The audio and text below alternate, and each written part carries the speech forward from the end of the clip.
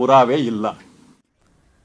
High command ಭೇಟಿಗೆ ಹೋಗಿದ್ದ ಶೆಟ್ಟರ್ ವಾಪಸ್ ಆಗಿದ್ದಾರೆ. ಪ್ರಹ್ಲಾದ್ ಜೋಶಿ ಜೊತೆಯಲ್ಲಿ ಜಗದೀಶ್ ಶೆಟ್ಟರ್ ಬಂದಿದ್ದಾರೆ. ವೈಯಕ್ತಿಕ ಕೆಲಸಕ್ಕಷ್ಟೇ ನಾನು ದೆಹಲಿಗೆ ಹೋಗಿದ್ದೆ ಅಂತ ಶೆಟ್ಟರ್ ಹೇಳಿಕೆಯನ್ನ ಕೊಟ್ಟಿದ್ದಾರೆ. ವಿಮಾನದಲ್ಲಿ ಜೋಶಿ ಜೊತೆ ಮಾತುಕತೆಯನ್ನು ನಡೆಸಿಕೊಂಡು ಕೆಂಪೇಗೌಡ ವಿಮಾನ ನಿಲ್ದಾಣಕ್ಕೆ ಬಂದಿದ್ದಾರೆ ಜಗದೀಶ್ ಶೆಟ್ಟರ್. ಈಗ ಅವ್ರು ಹೇಳ್ತಿರೋದು ನಾನು ಯಾವ ಹೈಕಮಾಂಡ್ ನಾಯಕರನ್ನು ಭೇಟಿ ಮಾಡಿಲ್ಲ ಅಂತ ಹೇಳ್ತಾ ಇದ್ದಾರೆ.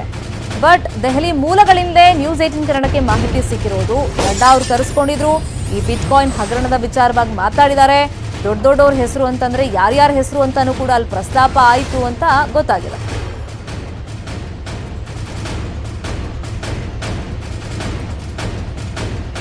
ವೈಯಕ್ತಿಕ ಕೆಲಸ ಸಲುವಾಗಿ ಹೋಗಿದ್ದೀವಿ.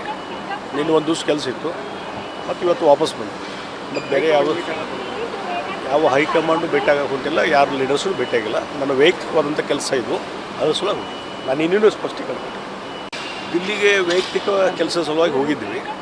ನಿನ್ನೆ ಒಂದು ದಿವಸ ಕೆಲಸ ಇತ್ತು, ಮತ್ತು ಇವತ್ತು ವಾಪಸ್ ಬಂದು ಮತ್ತು ಬೇರೆ ಯಾವ ಹೈಕಮಾಂಡು ಭೇಟಿಯಾಗಕ್ಕೆ ಹೊಂಟಿಲ್ಲ, ಯಾರು ಲೀಡರ್ಸು ಭೇಟಿಯಾಗಿಲ್ಲ. ನನ್ನ ವೈಯಕ್ತಿಕವಾದಂಥ ಕೆಲಸ ಇದು, ಅದ್ರ ಸಲುವಾಗಿ ಹೋಗಿ